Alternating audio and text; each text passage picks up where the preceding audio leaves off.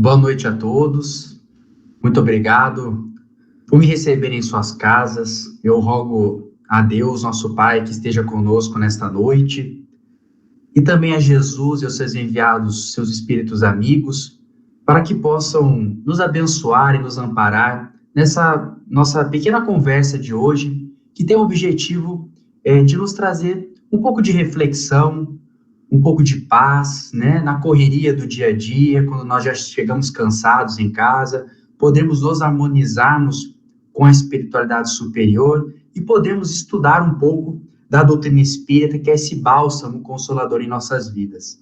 O tema da nossa palestra, da nossa conversa de hoje é escândalos, né, que, inclusive, é uma das partes do capítulo 8º do Evangelho segundo o Espiritismo, né, dos bem-aventurados os que têm puro coração. É um texto de Kardec que tem especificamente o seguinte título: escândalos. Se a vossa mão é motivo de escândalo, cortai-a.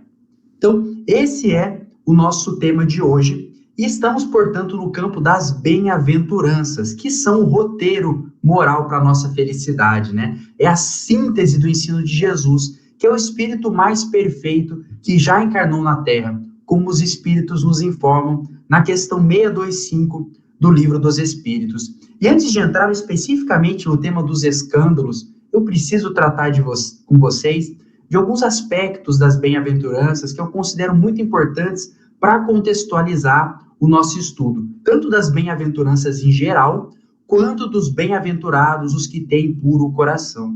Porque eu preciso lembrar vocês que Kardec não ordenou os capítulos do Evangelho segundo o Espiritismo ao acaso, né? Há uma ordem que forma um verdadeiro roteiro de transformação moral para as nossas vidas. Vejam, quando nós pegamos o Evangelho segundo o Espiritismo, nós vemos que nos 4 primeiros capítulos, Kardec vai nos lançar as bases para a nossa compreensão do ensino de Jesus. O capítulo 1, Não Vim Destruir a Lei, Kardec vai nos mostrar que Jesus é a base da doutrina espírita, que o ensinamento moral de Jesus é o vértice das reflexões do espírita, dos desdobramentos morais da doutrina espírita. E mais, no capítulo 2, Meu Reino Não É Deste Mundo, Kardec vai nos mostrar que a imortalidade da alma tem que ser o centro das nossas reflexões morais sobre a nossa vida, sobre a nossa encarnação, sobre os nossos propósitos. E depois, né, Kardec vai nos colocar em vias da reencarnação, quando vai trazer, é preciso nascer de novo, há muitas moradas na casa de meu Pai, para nos mostrar que a reencarnação também é um aspecto essencial da nossa compreensão dos ensinamentos de Jesus, da vinda de Jesus para a Terra. E só no capítulo 5 do Evangelho segundo o Espiritismo, Kardec vai começar a tratar das bem-aventuranças. E qual é a primeira bem-aventurança que Kardec vai nos trazer? Bem-aventurados os aflitos. E nesse momento, Kardec vai nos explicar o nosso atual estado de aflição na Terra.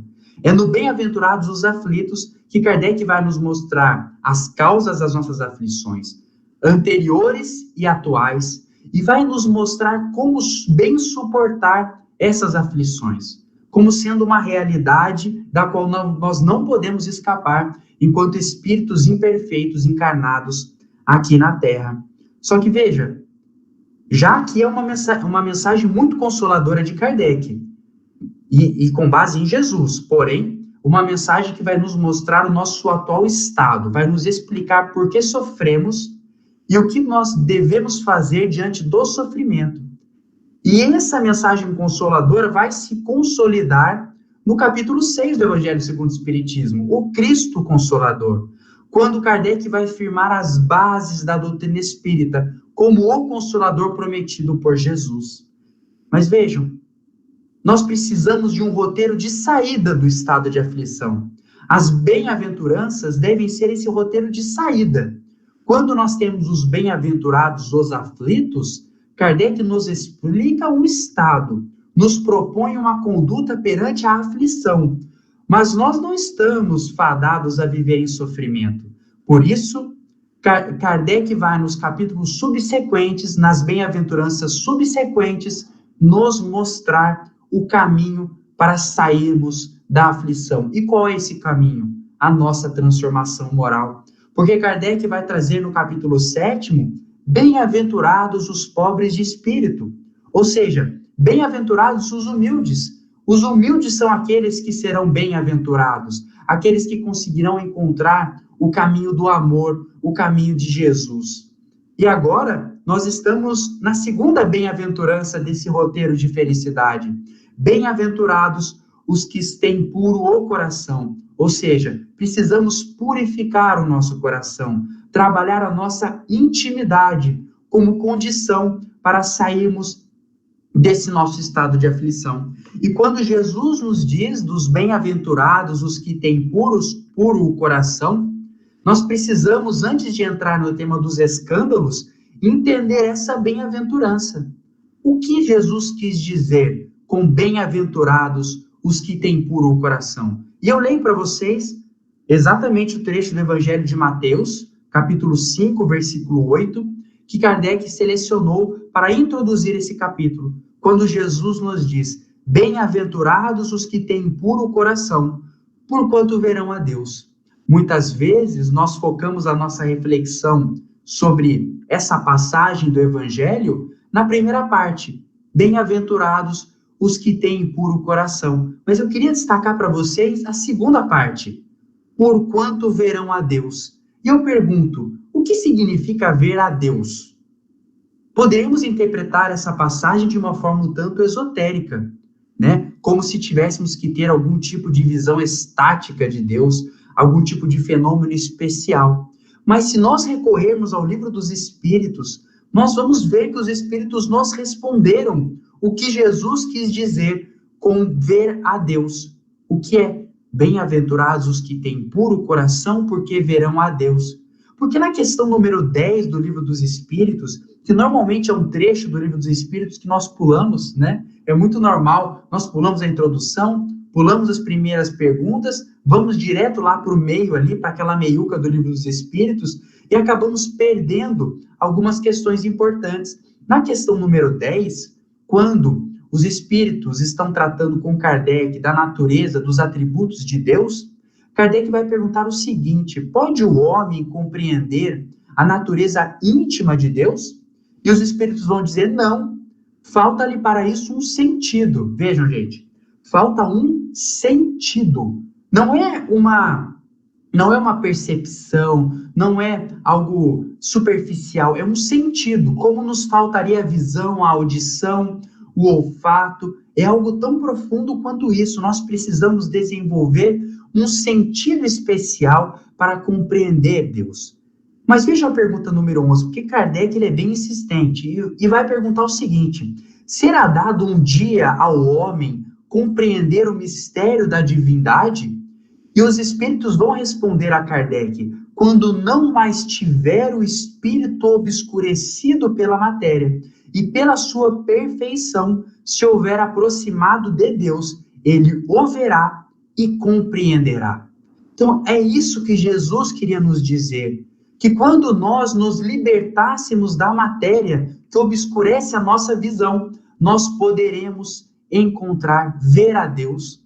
Então, bem-aventurados seremos nós quando purificarmos o coração. O que é purificar o coração? É purificar o coração das vicissitudes atreladas à matéria, alcançarmos a perfeição. E alcançando a perfeição, nós veremos a Deus, compreenderemos Deus. Então, é disso que Jesus está falando quando nos convida, nos concita a purificarmos o nosso coração.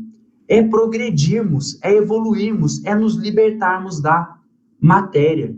Então, vejam que numa frase singela, numa bem-aventurança singela, Jesus nos traçou o roteiro da nossa evolução espiritual, porque precisamos nos libertar dessa matéria para encontrarmos a nossa perfeição, alcançarmos o estado de perfeição, purificando o nosso coração e vendo, compreendendo Deus. Isso é muito interessante porque surge em várias outras perguntas do Livro dos Espíritos.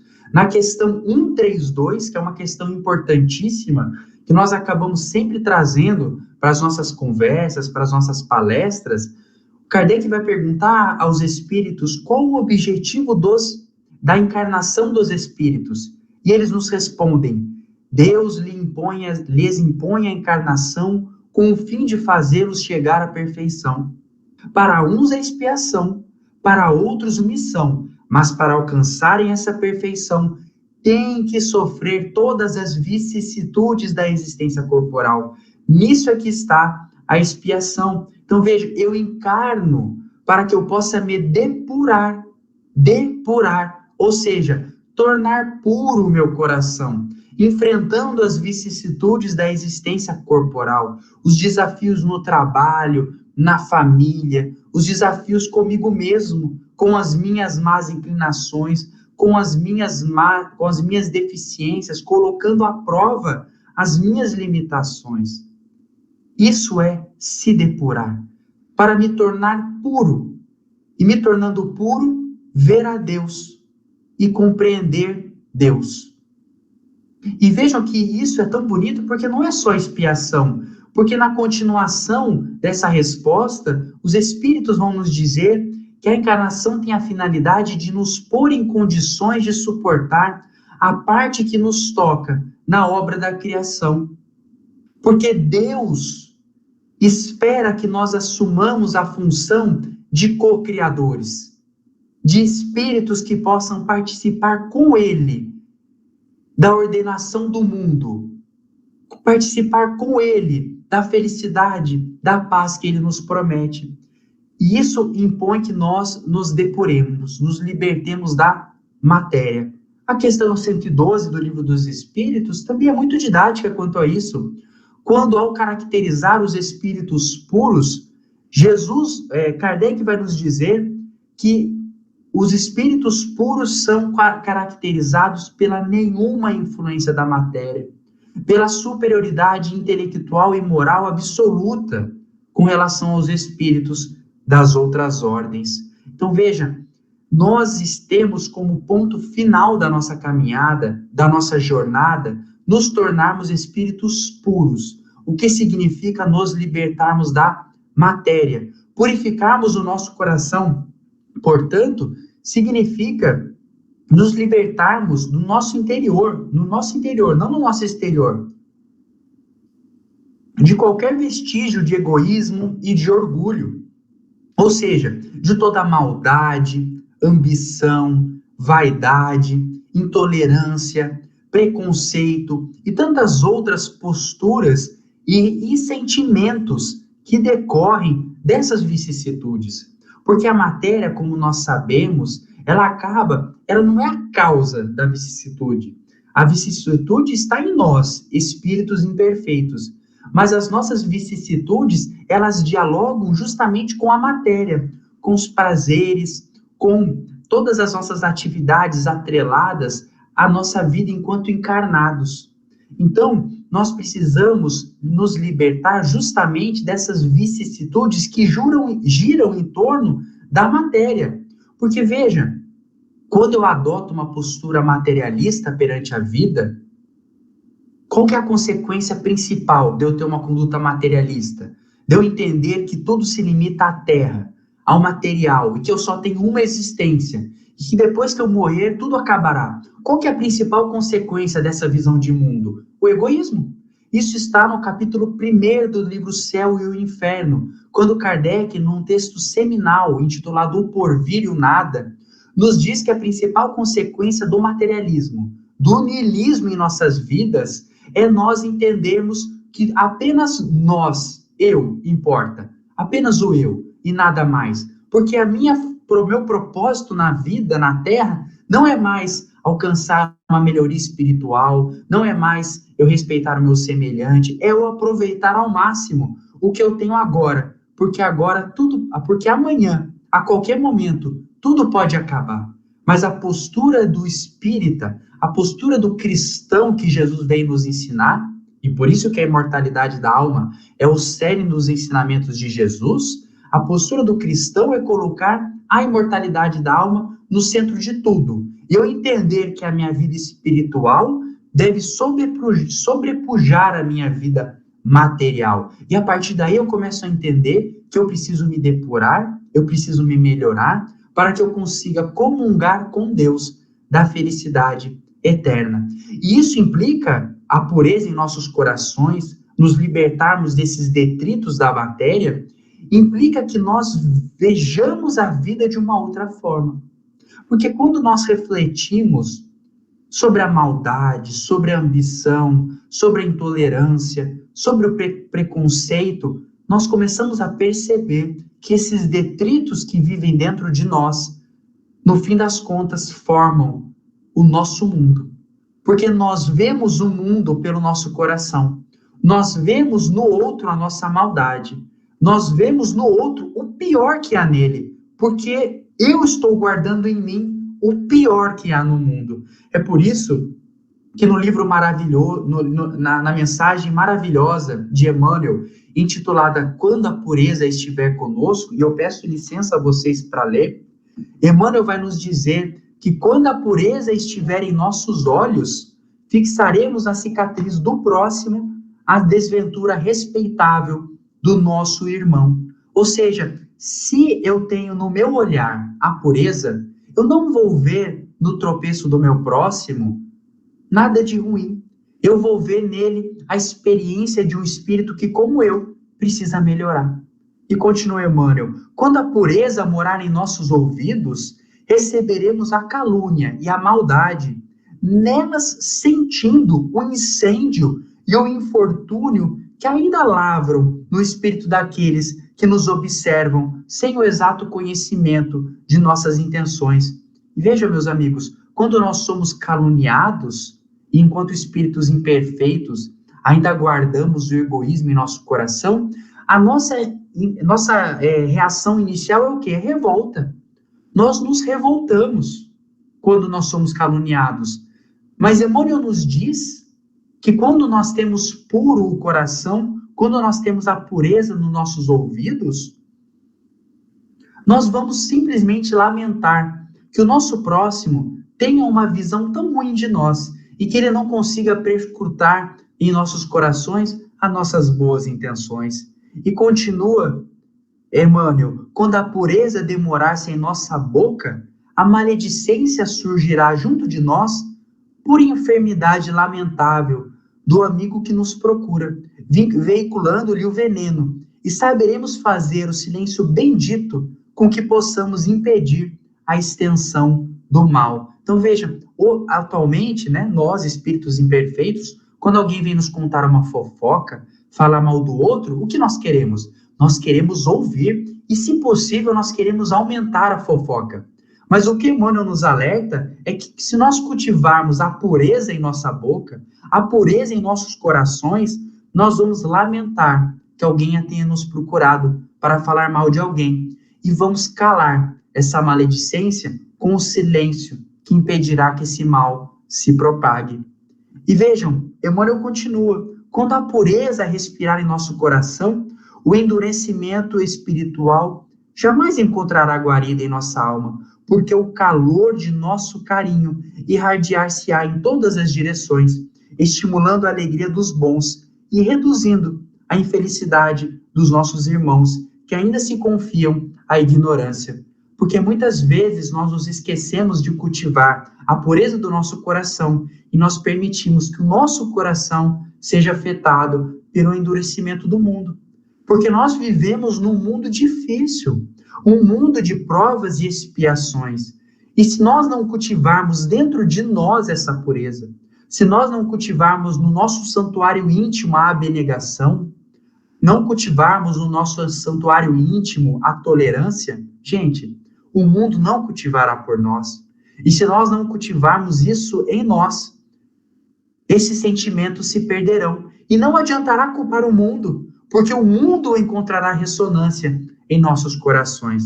Emmanuel vai finalizar esse texto nos dizendo: bem-aventurados os puros de coração, proclamou o divino amigo. Sim, bem-aventurados os que esposam o bem para sempre, porque semelhantes trabalhadores da luz sabem converter a treva em claridade, os espinhos em flores, as pedras em pães e a própria derrota em vitória, criando invariavelmente o céu onde se encontram e apagando os variados infernos que a miséria e a crueldade inflamam na terra por tormento da vida.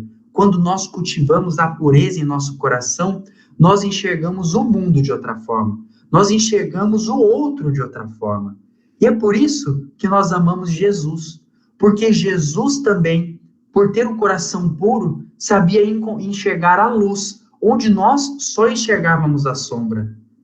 Vejam, Paulo de Tarso, para aqueles que conviviam com ele, era simplesmente um aplicador duro da lei, um homem cruel que perseguia os cristãos. Mas Jesus viu nele o apóstolo dos gentios e foi até ele na estrada de Damasco para levantá-lo dos tormentos dos crimes que ele tinha cometido. Maria de Magdala era uma mulher deplorável aos olhos da sua sociedade, mas Jesus a via como uma mulher capaz de amar incondicionalmente e a convidou para o banquete de luz. E tão certo estava ele que foi a ela que ele comunicou a sua ressurreição. Pedro havia traído Jesus 3 vezes na cruz. E para todos aqueles que o seguiam, e para ele mesmo, Pedro, ele não era digno da companhia do divino amigo. Mas Jesus não via Pedro em suas sombras. Jesus via Pedro pelo seu coração puro. E via em Pedro a rocha da igreja que seria construída. E com esse amor que Jesus transbordava da pureza do seu coração, Jesus levantou todos esses espíritos, como levanta a nós até hoje. Por isso que nós amamos Jesus, porque Jesus enxerga a nossa luz, enxerga o que há de melhor em nós. E por que ele faz isso? Porque ele tem um coração puro, porque ele é um espírito puro. E a nossa missão aqui na Terra é construirmos em nós. E veja, gente, é uma modificação interior, não é uma modificação de costumes, não é uma modificação de atitudes meramente exteriores. Não era isso que Jesus nos conclamava. Jesus nos conclamava a construir no nosso santuário íntimo essa pureza. E com isso enxergar o mundo de uma forma diferente. E é nesse contexto que os escândalos estão inseridos. Porque os escândalos são esses detritos, essas impurezas que habitam o nosso coração e que são um obstáculo para a nossa felicidade. Vejam as passagens do Novo Testamento que Kardec seleciona como introdução a esse texto sobre os escândalos. Jesus diz o seguinte em Mateus: se algum escandalizar a um destes pequenos que creem em mim, melhor fora que lhe atassem ao pescoço uma dessas mós que um asno faz girar e que o lançassem no fundo do mar. Ai do mundo por causa dos escândalos, pois é necessário que venham escândalos, mas ai do homem por quem o escândalo venha. Tende muito cuidado em não desprezar um destes pequenos. Declaro-vos que seus anjos no céu veem incessantemente a face de meu Pai que está nos céus, porquanto o Filho do Homem veio salvar o que estava perdido. E continua Jesus: se a vossa mão ou o vosso pé vos é objeto de escândalo, cortai-os e lançai-os longe de vós.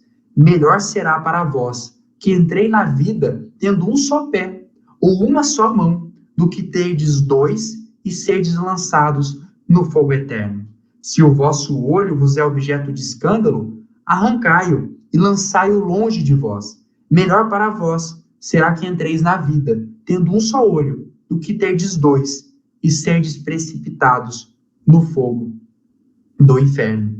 E vejam, a primeira questão que chama o primeiro aspecto que chama muito a nossa atenção nessas passagens do Evangelho são os exemplos enérgicos que Jesus utiliza, né? Ele diz: atar a mós ao pescoço e jogar a pessoa ao fundo do mar, lançar a pessoa no fogo eterno, arrancar a mão da outra pessoa, arrancar o olho da outra pessoa.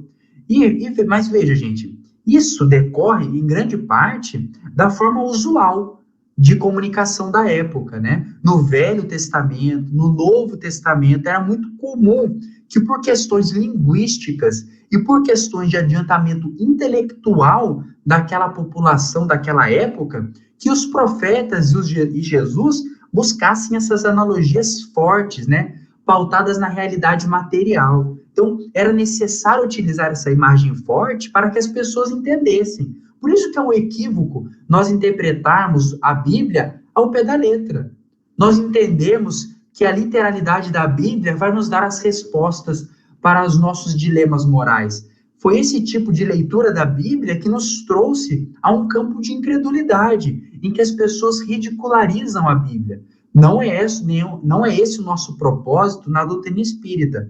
Mas, então, nós precisamos entender que Jesus, nesses trechos, ele buscava uma ressonância na religiosidade daquele povo. Ele precisava dizer algo de modo que aquele povo o entendesse. Assim como nós não podemos vir a ter a qualquer população aqui do Brasil, né, e entendemos que que nós vamos falar uma linguagem sofisticada, uma linguagem científica, intelectual, e que qualquer brasileiro vai entender, porque não vai.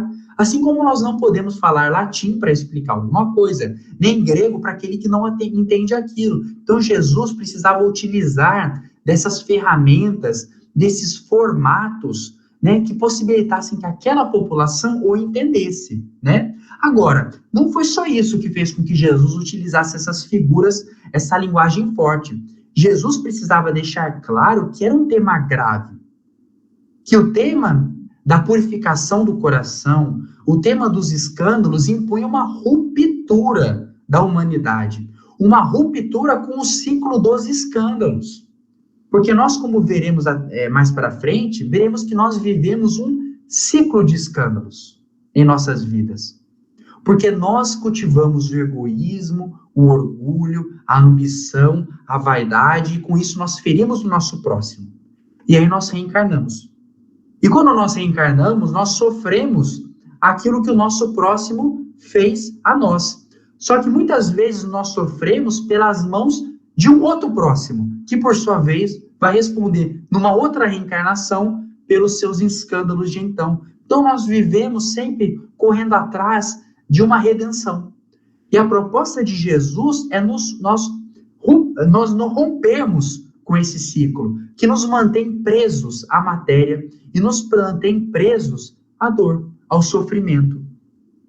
E aqui nós precisamos parar um pouco para entender a multiplicidade de sentidos da expressão escândalo, né? Porque vejam, para nós atualmente, escândalo significa principalmente duas coisas. Uma coisa, arruaça, barraco, né? A gente acha que o escândalo é aquela pessoa que vai lá no supermercado e vai brigar com a caixa.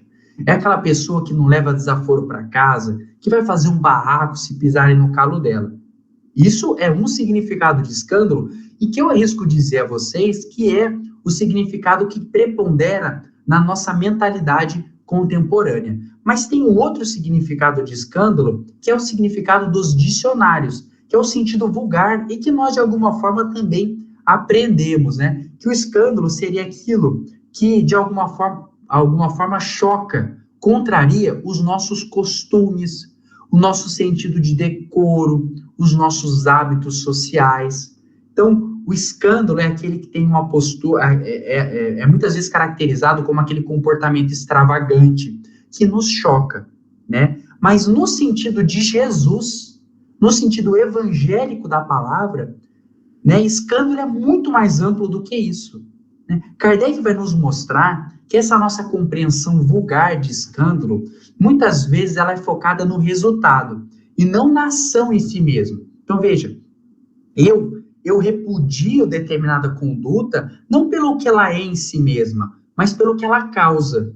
Porque eu prefiro andar de acordo com as convenções sociais, com as regras sociais. Eu não quero aparentar esse escândalo. O escândalo é o ruído, é o som, é aquele distúrbio exterior, é a consequência da nossa conduta. Por isso Kardec vai nos dizer que muitas pessoas se contentam em evitar o escândalo, porque este lhes faria sofrer o orgulho, lhes acarretaria perda de consideração da parte dos homens.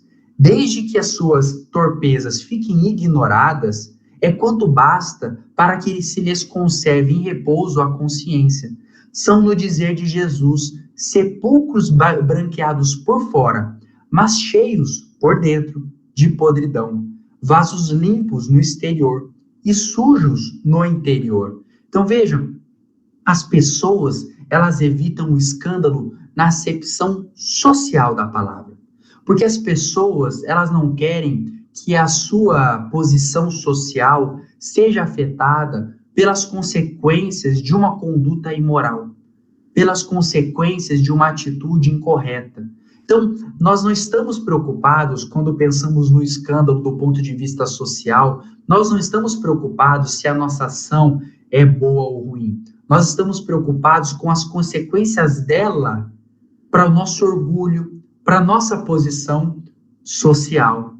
Nós não queremos as consequências, mas isso do ponto de vista exterior. Mas Jesus não se preocupava com esse decoro social, gente. Jesus se sentava com publicanos. Quantos exemplos do Novo Testamento Jesus explicitamente descumpre as convenções religiosas de sua época? Convivia com prostitutas, convivia com os loucos daquela época, convivia com os marginalizados, porque para ele não importava esse constrangimento social, que é o que se concentra a nossa preocupação com o escândalo. Jesus estava preocupado com o nosso interior. Para Jesus, escândalo era qualquer imperfeição humana, era qualquer vicissitude, né? E é por isso que Jesus vai introduzir para nós a ideia do pecado pelo pensamento. Porque Jesus, para ele, o escândalo para Jesus não era a ação, a consequência. O escândalo era mesmo o sentimento, o pensamento que originava as ações delituosas, que por sua vez originavam o escândalo. Enquanto nós estamos preocupados com a repercussão social de uma conduta, Jesus se preocupava com a origem dela, com o pensamento, com o sentimento, com os nossos desejos, porque Jesus estava preocupado com a purificação do nosso coração. Jesus não disse bem-aventurados os puros de mão. Jesus não disse bem-aventurados os puros de intelecto, os puros de vestimenta. Jesus nos diz bem-aventurados os puros de coração. Jesus diz, se a sua mão é motivo de escândalo, cortai-a, para que o seu coração permaneça puro. Porque o que importava para Jesus era o interior, era a nossa vida espiritual, era o nosso patrimônio espiritual. E quando nós estudamos o significado da palavra escandalon, a palavra grega escândalon, que está no original do Novo Testamento, nós vamos entender que os contemporâneos de Jesus percebiam que o uso da palavra escândalo se propunha um sentido muito mais amplo do que o nosso de hoje. Na tradução do Novo Testamento de Haroldo Dutra Dias, ele vai nos dizer que escandalon significa armadilha de molas, ou qualquer obstáculo que faça alguém tropeçar, armadilha. Vejam que interessante, porque quando alguém cai, quando alguém tropeça, vamos supor uma pessoa andando na rua que ela tropeça e caia na lama e se suje toda. Qual é a nossa preocupação?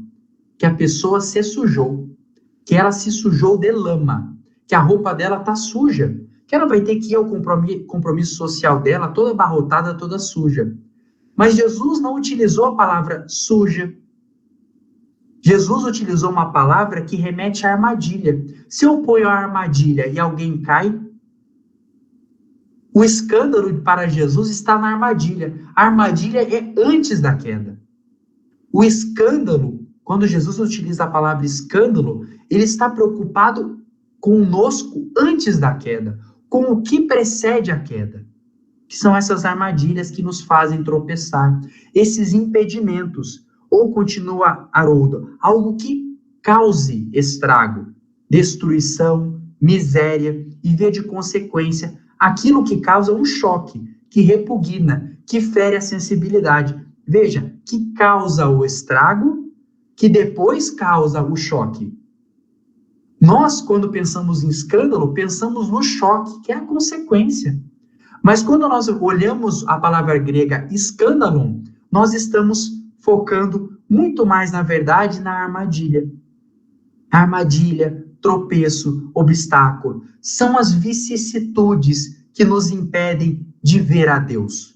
Os escândalos são esses detritos que nos impedem de compreender Deus, o que, ou, nos termos da questão 115 do Livro dos Espíritos, de encontrarmos a pura e eterna felicidade. Mas vejam, é preciso que haja escândalo no mundo, disse Jesus. Por que ele disse isso? Certamente Jesus não estava incentivando que nós praticássemos ações contrárias à lei de Deus. Jesus, na verdade, enunciou a realidade da terra. É preciso que haja escândalo no mundo. Por quê? Porque nós vivemos num planeta de provas e expiações, povoado por espíritos imperfeitos, em que o mal prevalece sobre o bem. É natural, portanto, que haja escândalos. Se nós retomarmos aquela pergunta 132 que lemos antes, sobre o objetivo da encarnação, nós vamos ver que nós precisamos vivenciar as vicissitudes da vida terrena, que muitas vezes, infelizmente, vêm dos escândalos do nosso próximo, aqueles que nos ferem, que nos machucam, que nos ofendem, aqueles que nos decepcionam, que nos trazem as lágrimas. São essas ações, esses escândalos dos nossos próximos que nos permitem sobrepujar as nossas próprias vicissitudes. Por isso, Kardec vai nos dizer, é necessário que o escândalo venha, porque estando em expiação na Terra, os homens se punem a si mesmos pelos contatos de seus vícios, cujas primeiras vítimas são eles próprios e cujos inconvenientes acabam por compreender. Quando estiverem cansados de sofrer devido ao mal, procurarão remédio no bem. Então vejam, o escândalo precisa existir, não porque nós precisamos cometer ilícitos perante a lei de Deus, porque nós precisamos nos desviar da lei de Deus. Pelo contrário, mas é natural que os escândalos venham porque nós somos imperfeitos e nós cairemos. E é natural que os escândalos aconteçam porque é por meio desses escândalos que nós estamos diante das vicissitudes da vida terrena. Agora, ai daquele por quem vem ao escândalo. Por que Jesus nos diz isso? Porque muito embora essas mazelas da terra nos sirvam como provas e expiações, isso não significa que aquele que faz o mal não tenha responsabilidade pelos seus atos. O livre-arbítrio e a lei de causa e efeito, elas são pedras angulares da justiça divina, de modo que cada uma e todas as nossas escolhas têm suas consequências. Então, nós vivemos num planeta repleto de escândalos, e Jesus deixa muito claro que nós precisaremos sobrepujá-los, enfrentar os escândalos dos nossos próximos e corrigir os nossos próprios escândalos, as nossas armadilhas, as nossas imperfeições, as nossas vicissitudes. E como vamos enfrentá-las? Jesus diz, se vossa mão é causa de escândalo, cortai-a. Bom, essa figura é muito forte, né, gente? A gente não vai aqui sair cortando a nossa mão voluntariamente ou os nossos olhos para evitarmos as nossas quedas. Mas a figura enérgica de Jesus mostra que a gente precisa adotar medidas enérgicas para o nosso aperfeiçoamento moral, né? A gente precisa empregar energia no combate dessas vicissitudes e combatê-las na causa. Lembrando que nós precisaremos, talvez, para isso, nos desfazermos de determinadas atividades, propósitos, desejos, que nos mantêm numa zona de conforto material, mas que não permitem que nós purifiquemos o nosso coração, né? E é muito normal que a gente tenha uma atitude inerte perante as nossas deficiências, porque é difícil a gente enfrentar a nossa sombra, é difícil nós enfrentarmos, nós abrirmos mão de determinadas atividades que nós nos acostumamos, que nos trazem prazer, que nos trazem a felicidade material, a felicidade aqui na Terra. Mas nós precisamos nos colocar diante disso, contra isso. Precisamos higienizar nossa mente, prestar atenção aos conteúdos que nós consumimos, ao que gira em torno da nossa vida, em torno de que gira os meus hábitos, os meus propósitos, onde eu estou investindo a minha energia. E se for necessário, cortar esses escândalos pela raiz, porque esses pensamentos, esses desejos, são as armadilhas que farão com que eu caia amanhã. E a gente precisa ter muita atenção a isso, porque muitas vezes nós aceitamos pequenos comportamentos, pequenos pensamentos, nós contemporizamos com determinadas práticas para não perdermos o nosso status social, para não perdermos, né, a nossa admiração da sociedade, para sermos vitoriosos na terra, no agora. E com isso nós vamos lançando pequenas bombas que se escondem e que no futuro nos derrubarão. São os pequenos pensamentos do cotidiano. E aí eu sempre me lembro do Espírito Emmanuel, quando no livro Pensamento e Vida, ele nos lembra que o pensamento cria a vida que procuramos. Por quê? Porque o pensamento vai gerar esses pequenos escândalos, essas pequenas armadilhas que no futuro nos derrubarão. Que são esses detritos que nos impedirão de enxergar a vida com lucidez, de enxergar o nosso próximo com bondade, com benevolência e com indulgência. São essas pequenas armadilhas de rancor que vêm do nosso orgulho, que vêm do nosso egoísmo e que vai nos lançando no turbilhão de dor, de revolta, que uma hora vai explodir. E aí sim, nós estaremos diante da dor e do sofrimento. O alerta de Jesus é para o antes, não para as convenções sociais. O alerta de Jesus era para trabalharmos agora, no nosso coração, jogarmos as sementes do nosso bem no amanhã. A mensagem de Jesus é perfeitamente consoladora, mas acima de tudo é um convite para a nossa atuação, para que nós purifiquemos o nosso coração e construamos dentro de nós a armadura contra os escândalos, cultivando o bem por meio da oração, por meio da caridade, enxergando no próximo sempre a luz que nós queremos que o próximo enxergue em nós, a despeito de nossas deficiências. Eram essas as palavras que eu queria compartilhar com vocês hoje, agradecendo muito a vocês pela paciência e rogando a Jesus, ao nosso peregrino Senhor da Cruz, que se faça presente hoje e sempre em nossas vidas. Muito obrigado.